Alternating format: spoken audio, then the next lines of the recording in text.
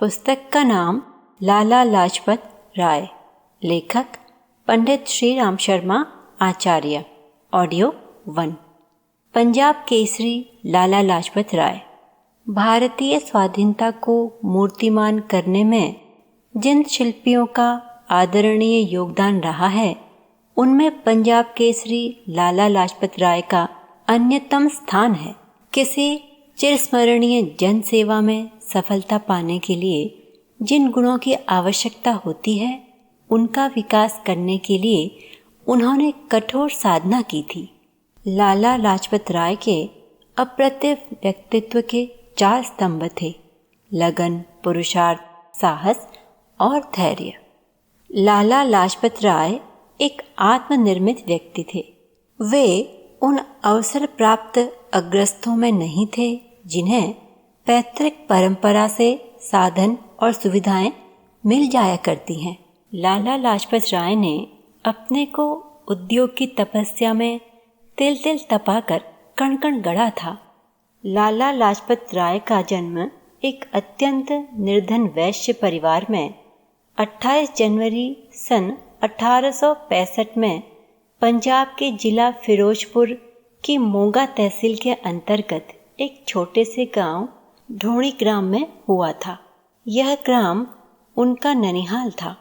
कुछ परंपरा और कुछ निर्धनता के कारण उनके पिता श्री राधा कृष्ण ने उनकी गर्भवती माता गुलाब देवी को उनके पिता के घर भेज दिया था। लाला लाजपत राय के पिता श्री राधा कृष्ण एक साधारण अध्यापक थे। मात्र 25 रुपये वेतन पाते थे, जो अंत में जाकर 35 रुपये मासिक हो गया था।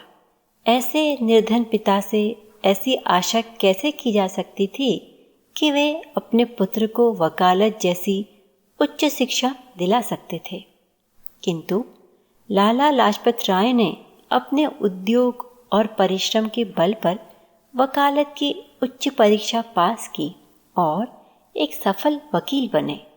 उन्होंने अपनी उन्नति के लिए अपने अन्य भाई बहनों के साथ अन्याय नहीं किया।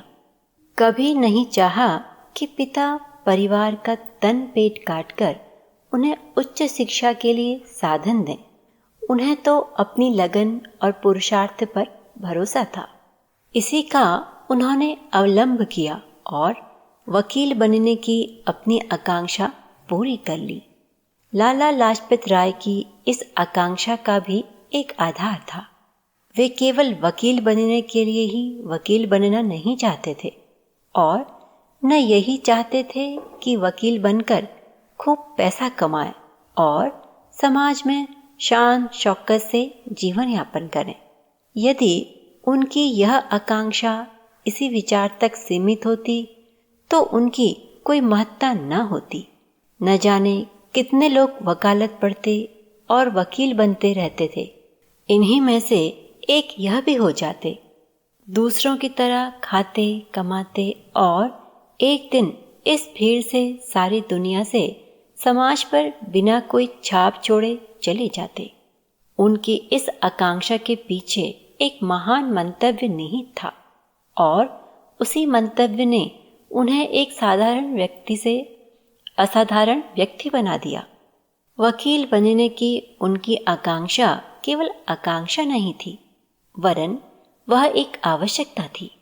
लाला लाजपत राय के हृदय में देश की पराधीनता और समाज की पतितावस्था की बड़ी गहरी कसक थी।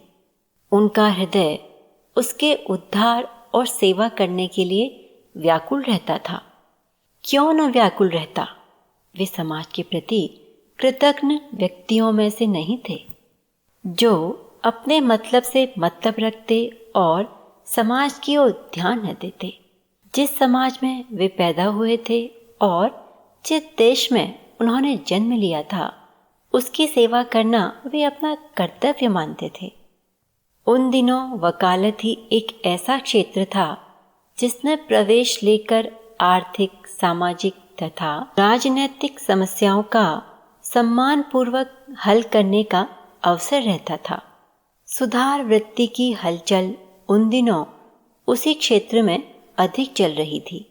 जरूरी था कि जहाँ जिस बात की संभावना अधिक थी वहीं जाया जाता। निदान निर्धनता का दोष मिटाने, जीवन की आवश्यकताएं पूरी करने और जन सेवा द्वारा मनुष्यता को सार्थक बनाने के लिए उन्होंने वकालत को अपना आधार लक्ष्य बनाया और उसे प्राप्त करने के लिए अथक पुरुषार्थ किया। उस घोर निर्धनता की अवस्था में भी श्री राधा कृष्ण अपने पुत्र के लिए जो कुछ भी कर सकते थे उन्होंने किया। पहले तो उन्होंने लाजपत राय को स्वयं अपने आप ही घर पर पढ़ाया। इसके लिए वे अपनी व्यस्त दिनचर्या में से नित्य कुछ समय निकाल ही लेते थे। निरंतर उन्होंने उन्हें रोपड़ में, जहां उस समय वे काम कर रहे थे, एक राजकीय मिडिल स्कूल में प्रवेश करा दिया। वह स्कूल केवल 6ठी कक्षा तक ही था। लाजपत राय ने क्रम से उसकी सारी कक्षाएं प्रथम श्रेणी में उत्तीर्ण कर लीं। आयु के देखते हुए उनकी यह सफलता सराहनीय थी। वे स्कूल में सबसे कम आयु के विद्यार्थी थे, लेकिन शुरू से ही अपने जीवन लक्ष्य के प्रति उत्सुक होने के कारण उस छोटी अवस्था में भी लाजपत राय अधिकतर अपनी पढ़ाई की ओर ध्यान देते थे। जब तक अपना पाठ याद नहीं कर लेते थे, खेलना तो खेलना, खाने तक की ओर ध्यान न देते थे। कर्तव्य के प्रति इसे एकाग्र लगन ने उन्हें एक मेधावी छात्र का गौरव प्रदान कर दिया। क्या बालक और क्या प्रौढ़, क्या नर और क्या नारी, जो भी कर्तव्य के प्रति परिश्रम और पुरुषार्थ का अवलंबन लेकर चलता है वह सफल हो ही जाता है।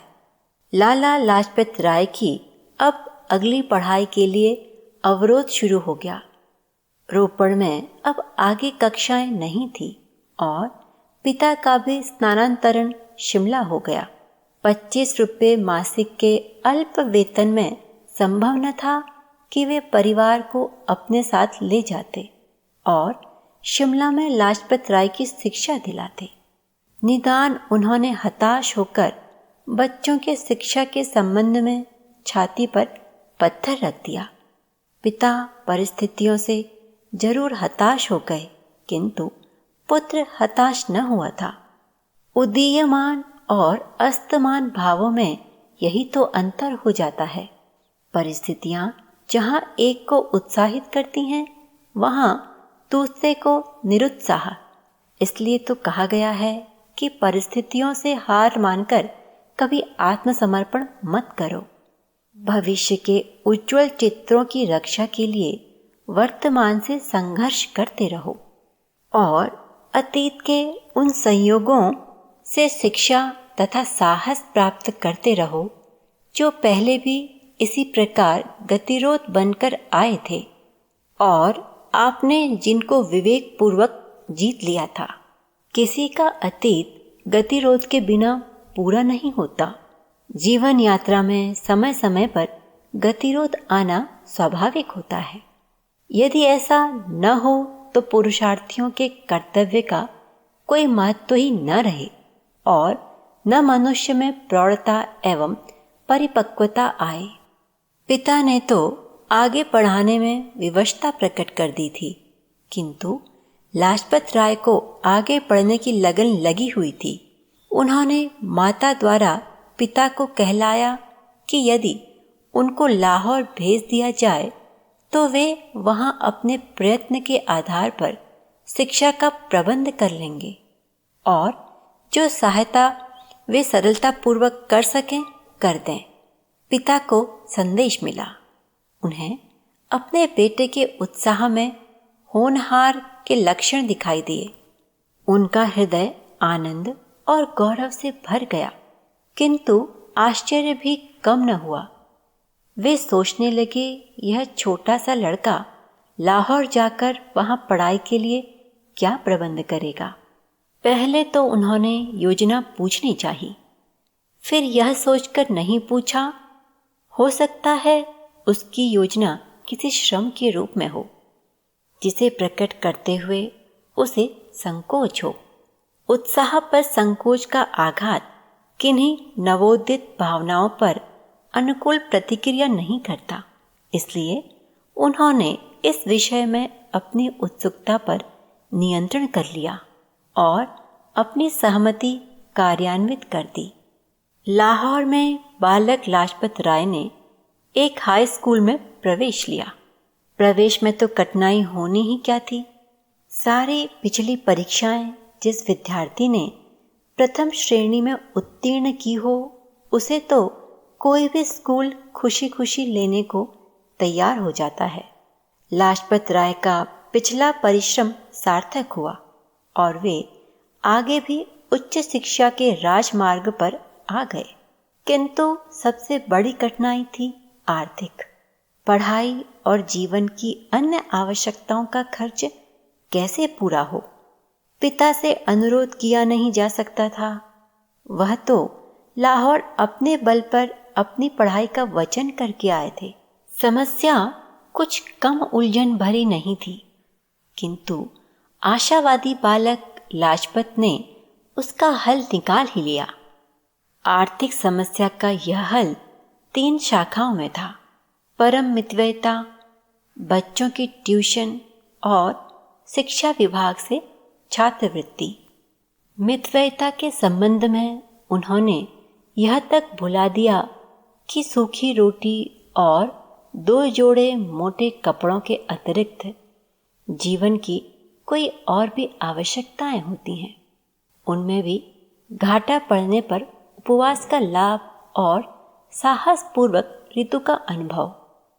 ट्यूशन तो आप से आप आने लगी जब उन्होंने अपनी योग्यता का अंश देकर बहुत से कमजोर छात्रों को पढ़ने में तेज बना दिया। अब रही छात्रवृत्ति की बात, सो उसके लिए उन्होंने पूरी तैयारी की और प्रतियोगिताओं में प्रथम स्थान लेकर शिक्षा विभाग से छात्रवृत्ति वसूल कर ही ली।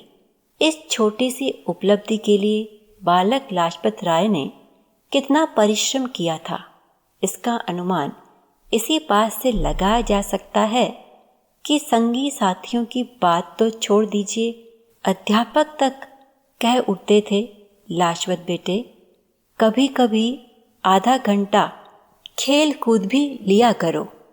इस प्रकार पुस्तक रूप हो जाना तुम्हारी आयु के अनुरूप नहीं लगता।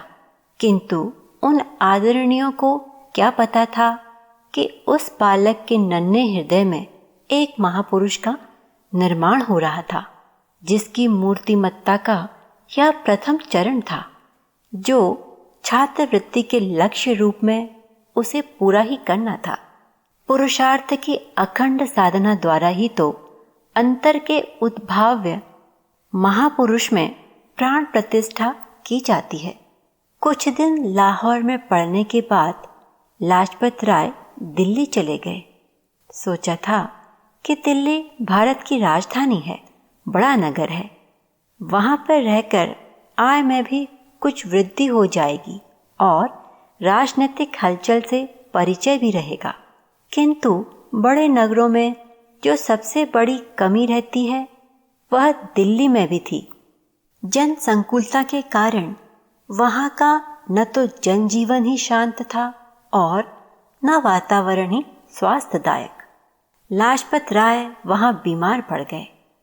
पहले तो उन्होंने बहुत कोशिश की कि किन्हीं उपायों से दिल्ली के जलवायु से उनके स्वास्थ्य का सामंजस्य हो जाए, किंतु जब इसमें सफलता की संभावना न देखी तो प्रकृति से व्यर्थ का संघर्ष करना ठीक न समझा और दिल्ली से अपनी माता के पास यह सोचकर चले आए, कदाचित इसमें भी किसी शुभ संभावना का रहस्य छिपा हो। उनकी शिक्षा की लगन ने उन्हें अधिक दिनों तक जरगांव में नहीं रहने दिया। स्वस्थ होते ही उन्होंने लुधियाना जाकर मिशन हाई स्कूल में प्रवेश ले लिया और अधिकाधिक तन्मयता के साथ पढ़ने लगे, जिससे कि अध्ययन की पिछली क्षति पूरी हो जाए और वे कक्षा में अपना प्रथम स्थान बनाए रहें। स्कूल के अधिकारियों ने उनकी लगन, तत्परता और योग्यता के उपलक्ष्य में छात्रवृत्ति की भी सुविधा दे दी। अपने भाग्य के निर्माण में व्यस्त व्यक्तियों की कठिनाइयां तो यों ही प्रत्याशित तथा अप्रत्याशित रूप में हल होती ही रहती हैं, लेकिन अभी उनके स्थैर्य की घड़ी नहीं आई थी। यहाँ भी बीमार हो गए, अतएव कुछ समय के लिए विद्यालय छोड़ देना पड़ा। इसी गतिरोध को भी उन्होंने ईश्वर की किसी बड़ी इच्छा का रहस्य माना और अपने पास न तो कायरता आने दी और न निराशा। बीमारी से संघर्ष करते हुए भी वे बराबर पढ़ते थे। इस प्रकार विद्यालय छूट जाने पर भी उन्होंने शिक्षा की प्रगति न रुकने दी। उन्हें इस बात का ज्ञान था कि संपर्क विच्छेदन कर देने से पढ़ी विद्या भी विस्मृत होने लगती है। उन्हीं दिनों उनके पिता शिमला से अंबाला बदली होकर आए और लाजपत राय अपनी माता तथा भाइयों के साथ पिता के पास अंबाला चले गए। किंतु अभी उनके धैर्य की परीक्षा समाप्त न हुई थी। अंबाला आकर वे फिर बीमार हो गए और अब की बार उन्हें एक भयंकर फोड़ा निकल आया। किंतु इस स्थिति में भी उन्होंने अध्ययन से मुंह न मोड़ा। इन्हीं आपत्ति के दिनों ही उन्होंने एक बंगाली विद्वान की सहायता से अंग्रेजी और पिता के सहयोग से उर्दू, फारसी और गणित की अच्छी योग्यता प्राप्त कर ली। यह शिक्षा के प्रति उनकी लगन का ही प्रमाण था कि कष्ट और संकट के दिनों में भी उन्होंने उसका क्रम टूटने न दिया। जिनको कोई आंतरिक अथवा बाह्य परिस्थिति अपने लक्ष्य की ओर प्रगति करते रहने से विरत कर देती है, उनकी लगन में कमी होती है। ऐसे कच्ची लगन के लोग एक साधारण से कारण और छोटा सा बहाना पाकर मंद पड़ जाते हैं और तब न तो कोई बड़ी सफलता पा पाते हैं और न उल्लेखनीय प्रगति कर पाते हैं। धैर्य, संयम, पथ्य और उपचार के बल पर लाजपत राय ने अपने स्वास्थ्य को निरोग होकर जल्दी ही वापस कर लिया और यथा समय मैट्रिक की परीक्षा देकर सफल भी हो गए। सफलता तो तब संदिग्ध होती जब वे बीमारी के समय पराजय मानकर पड़े पड़े अब कैसे क्या होगा का ताना बाना बुनते रहते।